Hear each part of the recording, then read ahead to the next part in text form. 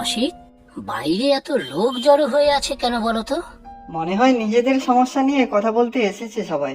আপনি চিন্তা করবেন না প্রধান মশাই, আমি এদিকটা দেখে নেব। হ্যাঁ, সেই ভালো অসিত। তুমি গ্রামের লোকেদের রোজকার সমস্যাগুলো দেখে নাও। আমি নদীর বাঁধ নির্মাণের ব্যাপারটা নিয়ে ভাবছি। এই দুদিন বৃষ্টিতেই যা অবস্থা হলো, বর্ষাকাল এলে যে কি হবে কে জানে। আচ্ছা প্রধান মশাই, আমি একটা কথা বলি, যদি কিছু মনে না করেন। না না, মনে করার কি আছে, বলোই না কি বলতে চাও। সরকারি দপ্তরে গিয়ে বাঁধ নির্মাণের জন্য অনুদানের কথা বললে কেমন হবে? তাহলে তো কোনো অসুবিধাই থাকে না। সেটা তো সম্ভব নয় আর অসিত। প্রতি বছর বর্ষার শুরুর আগে সরকার থেকে একটা অনুদান দেওয়া হয়, কিন্তু সেই অনুদানের বেশিরভাগটাই এবারের বৃষ্টিতে যে রাস্তাঘাটগুলো খারাপ হয়েছে সেগুলো সারাতেই চলে গেল। তাহলে এখন? আমি ভাবছি এই নিয়ে। তুমি যাও, গ্রামের লোকেদের সমস্যাগুলো দেখো। আচ্ছা, আমি এক্ষুনি যাচ্ছি। মুড়ি মাখছি সর্ষের তেল দিয়ে, খাবে তো? হ্যাঁ, খাবো গো খাবো। সারাদিন মাটি কাটতে কাটতে গায়ে হাতে খুব ব্যথা হয়ে গেছে, খিদেও পেয়েছে খুব। তুমি মুড়ি খাও, আমি ভাত বসাচ্ছি। তাড়াতাড়ি খেয়ে শুয়ে পড়ো তো আজকে। নিপা, কালকে পঞ্চায়েত অফিসে গিয়েছিলে তুমি? প্রধান মশাই কিছু বললেন? প্রধান মশাইয়ের সাথে কথা হয়নি গো, অসিত বাবুর সাথেই কথা হলো। উনি বললেন তো দেখবেন ব্যাপারটা। বৃষ্টিতে বাড়ির চালের অবস্থা দেখেছো কি হয়েছে? কোনো রকমে ঠেকনা দিয়ে রেখেছি। শুধু কি আমাদের বাড়ি, ওই দিকের দীপেনের তো আরো বাজে অবস্থা।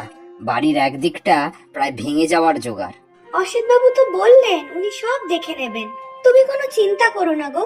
দীপেন দাও তো প্রধান মশাইয়ের সাথে কথা বলতে পারে। প্রধান মশাই এখন আমাদের সাথে কথা বলেন কোথায়? সব তো ওই অসিত বাবুই দেখেন। জানি না আমাদের কি হবে। তুমি মুড়িটা খাও, আমি একটু ভাতে ভাত বসিয়ে দিচ্ছি। হ্যাঁ যাও, আমি দেখি কাল দীপেনের সাথে একবার কথা বলে কোনো উপায় বার করতে পারি কিনা। কি দীপেন, আজ খেতে গেলে না কেন? আর ক্ষেত, মন মেজাজ ভালো নেই গো দুলালদা। সবই বুঝতে পারছি দীপেন। কাল নিপা পঞ্চায়েত অফিসে গিয়েছিল কথা বলতে। দেখা যাক কোনো সুরাহা হয় নাকি। আমিও কি যাবো একবার? বর্ষাকাল এসে গেলে তো আরো সমস্যা শুরু হবে। রেবাকে ওর বাপের বাড়ি পাঠিয়ে দিয়েছি। এই বাড়িতে এইভাবে থাকা যায় বলো? রেবা তো বলেছিল ওর গয়নাগুলো বন্ধক রেখে মহাজনের কাছ থেকে টাকা ধার নিতে, কিন্তু আমি আর পারলাম না। না না, ভালো করেছো দীপেন। ওই মহাজন চড়া সুদে ধার দেবে, মরে গেলেও শোধ করতে পারবে না। গরিব হওয়া বড় জ্বালা গো দুলালদা, কবে যে দিন ফিরবে আমাদের। চিন্তা করো না দীপেন, সব ঠিক হয়ে যাবে। আরে অসিত বাবু এদিকেই আসছেন, দাঁড়াও ওনাকে ডাকি। অসিত বাবু, অসিত বাবু, এদিকে আসুন না একবার। হ্যাঁ বলো, কি হয়েছে? আমাকে আবার পঞ্চায়েতে যেতে হবে, অনেক কাজ আছে। অসিত বাবু, বাড়ির অবস্থা তো দেখছেন, চাষবাসের অবস্থাও তাই। দুদিনের বৃষ্টিতে সব ফসল নষ্ট হওয়ার জোগাড়। যদি কিছু সাহায্য করতে পারতেন আমাদের জন্য। আমার বউ কাল আপনার সাথে এই ব্যাপারে কথা বলে এসেছিল। আপনি বলেছিলেন বাবু কিছু ব্যবস্থা করবেন। শুধু তোমাদের দুজনের সমস্যা নিয়ে ভাবলে তো চলবে না। তোমাদের মতো ঢের লোক গ্রামে রয়েছে যাদের হাজারখানা সমস্যা। সবার কথা সারাদিন ভাবতে বসলে আমার নাওয়া খাওয়া বন্ধ করতে হবে। তা জানি অসিত বাবু, প্রধান মশাইকে যদি একবার জানানো যেত বিষয়টা। তোমরা বেশি চালাকি করো না তো। প্রধান মশাইয়ের অনেক কাজ, ছোটখাটো সমস্যা নিয়ে ভাববার তার সময় নেই, বুঝলে? হয়েছে তোমাদের এখন, কাজের মাঝে বাধা পড়লে আমার মেজাজটা খারাপ হয়ে যায়। এদিকে সব ঠিক আছে তো অসিত? অনেক জায়গায় দেখলাম বৃষ্টিতে এলাকার বাড়ির চালের অবস্থা খুব খারাপ। বর্ষাকালের বাঁধ নির্মাণের কথা চিন্তা করতে করতে এগুলো তো দেখাই হচ্ছে না। আপনি কোনো কিছু নিয়ে ভাববেন না প্রধান মশাই, আমি আছি তো। অসিত, এই গ্রামের লোকেরা আমার কাছে সব। এদের জন্যই আমি আজ এই জায়গায়, বুঝলে? হ্যাঁ নিশ্চয়ই। তা বাঁধ নির্মাণের খরচের জন্য সরকারি দপ্তরে কথা বলে কোনো লাভ হলো? লাভ হলো মানে ওই আর কি। জানোই তো সরকারি দপ্তরের কাজ। আগামী মাসে সরকারি দপ্তরের লোক আমাদের গ্রামে এসে দেখে যাবে। ততক্ষণ আমাদের অপেক্ষা করতে হবে। আর এর আগেই যদি বর্ষার বৃষ্টিতে গ্রাম ভেসে যায় তখন কি হবে? কোনো কিছু সাহায্য না পাওয়ার থেকে এই ছোট ছোট উদ্যোগও আমাদের জন্য অনেক অসিত। তার আগে পর্যন্ত আমার যতটুকু সাধ্য আমি তা দিয়েই গ্রাম আর গ্রামের লোকেদের আগলে রাখবো। প্রধান মশাই, আমি বলি কি, গ্রামের এই ছোট ছোট সমস্যা সমাধান করেই যাবেন, তবুও সমস্যা শেষ হবে না। আজ বাঁধের সমস্যা, কাল কারোর জমি নিয়ে সমস্যা, কারোর চাল ভেঙে গেছে, কিছু না কিছু সমস্যা লেগেই আছে। তুমি কি বলতে চাইছো অসিত? এই সমস্যা সমাধান করার জন্যই আমরা আছি। আমি তোমার কথা ঠিক বুঝতে পারলাম না। না মানে বলছি যে গ্রামের কিছু জমিতে যদি শপিং মল বানানো যায় তাহলে অনেক ভালো হতো না? সব জায়গা তো হচ্ছে। আমার কাছে সেদিন কয়েকজন লোক শহর থেকে এসেছিল এই প্রস্তাব দেওয়ার জন্য। প্রস্তাবটা বেশ ভালোই লাগলো আমার। এতে কিছু আমাদের অর্থ লাভও হবে, আর সেই অর্থ দিয়ে গ্রামের উন্নতিও হবে। ছি ছি অসিত, তোমার মুখে এই সমস্ত কথা আমি আশা করিনি। কতদিন আপনি এরকম পঞ্চায়েত প্রধান হয়ে গ্রামবাসীদের পেছন পেছন ঘুরবেন শুনি? ভাঙাচোরা গ্রাম নিয়ে কতদিন থাকবেন? অনেক হয়েছে অসিত, এবারে তুমি আসতে পারো। আমার কথাটা পরে মাথা ঠান্ডা করে ভেবে দেখবেন, কিন্তু অনেক টাকা পয়সার ব্যাপার। কয়েকদিনের জন্য ঠেকনা দেওয়া হলো দীপেন, পাকাপাকি ভাবে তোমার ঘরের চাল ঠিক করা যাবে না। তুমি যে এইটুকু সাহায্য করেছো তাই আমার কাছে অনেক দুলাদা। প্রধান মশাইকে বলে তো কোনো লাভও হলো না। সেটাই তো ভাবছি দীপেন, রোজ রাত হলেই ভয় লাগে জানো। ভাবি এই বুঝি বৃষ্টি শুরু হলো আর ঘরের চালাটাই মাথার উপর থেকে সরে গেল। আরে দুলালো দেখছি এখানে। দীপেন, গ্রামে শুনছিলাম তোমার বাড়ির অবস্থা ভালো না, চারদিক দিয়ে জল পড়ছে। তা আমাকে আগে বলতে পারতে তো।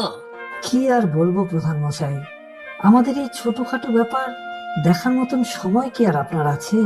এইসব কথা কে বলেছে তোমাদেরকে? অসিত বাবুকে আমরা একবার নয় বহুবার আমাদের বাড়ির দুরবস্থার কথা বলেছিলাম। উনি তা শুনেও পাত্তা না দেওয়ার ভান করে গেছেন। গরিব বুড়ে আমাদের এরকম হেলায় ফেলে দিলেন প্রধান মশাই। অসিত আমার বিশ্বাস ভরসা সব ভেঙেছে। গ্রামের লোকেদের দায়িত্ব ওর মতো লোভী মানুষের হাতে দেওয়াই আমার ভুল হয়েছে। তোমরা কোনো চিন্তা করো না, আমি ব্যবস্থা করছি কিছু একটা।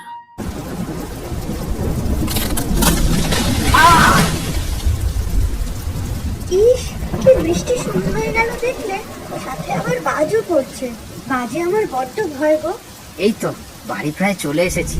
রান্নাঘরে এতক্ষণে মনে হয় জল জমে গেছে। তাড়াতাড়ি চলো নিপা।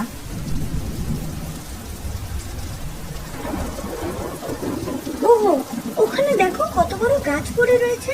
রাস্তার মাঝে এভাবে গাছটা ভেঙে পড়ে রয়েছে। ভাগ্যিস কারণ মাথায় পড়েনি। চলো তো ওদিকটাই গিয়ে দেখি। আরে এ তো আমাদের অসিত বাবু।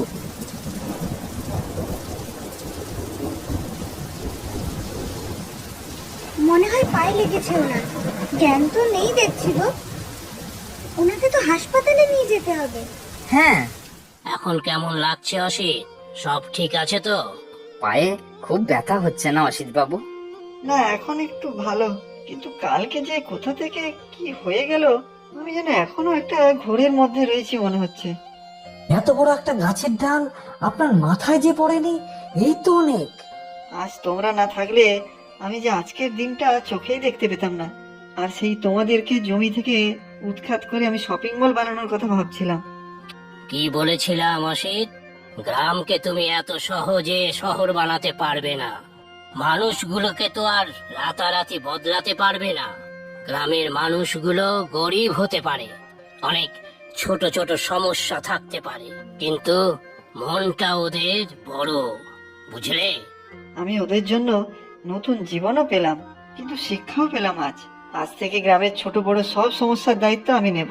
কথা দিলাম প্রধান মশাই, সবাইকে ভালো রাখবো। প্রচুর সঠিক উত্তরদাতাদের মধ্যে থেকে আমরা বেছে নিয়েছি 10 জনের নাম। গল্পের নাম এক থালা কচু বাটা। নামগুলি হলো সারিকা শরিয়তপুর বাংলাদেশ থেকে, মণিমালা কোতলপুর বাঁকুড়া পশ্চিমবঙ্গ থেকে, ইরিনা দিনাজপুর বাংলাদেশ থেকে, সাজিদ ঝিনাইদহ বাংলাদেশ থেকে, মামনি খাতুন লালগোলা মুর্শিদাবাদ পশ্চিমবঙ্গ থেকে, জান্নাত আক্তার রওজা ময়মনসিংহ বাংলাদেশ থেকে, বর্ণালী মান্ডি বাঁকুড়া পশ্চিমবঙ্গ থেকে, মোহাম্মদ শাহরুখ জোদ্দার জামালপুর বাংলাদেশ থেকে, শ্রেয়া রায়চৌধুরী উত্তর 24 পরগনা পশ্চিমবঙ্গ থেকে, সুমি প্রামাণিক বেহালা পশ্চিমবঙ্গ থেকে। আজকের প্রশ্ন, অসিত গ্রামের চাষিদের উৎখাত করে সেখানে কি বানাবে ঠিক করেছিল? তোমরা প্রশ্নের উত্তরের সাথে নিজের নাম আর কোথায় থাকো সেটাও লিখে জানাবে কিন্তু।